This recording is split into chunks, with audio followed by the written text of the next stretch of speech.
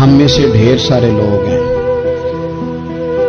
پلٹ کر اپنی زندگی دیکھیں، اپنے آپ پر غور کریں تو ہم اتنے قابل تھے کہ شاید ہمیں کوئی اپنے دروازے پر چوکیدار بھی نہ رکھتا، لیکن جب اس نے نواز دیا تو ہمارے لہجے ہی بدل گئے، ہمارا انداز ہی کچھ اور ہو گیا، شاید کوئی ہم سے سلام بھی نہ لیتا، لیکن جب اللہ نے نواز دیا تو لفظ اور جملوں کے اندر پھر ہمارے وہ رنگ آ گیا جو نہیں ہونا چاہیے تھا۔ کیوں؟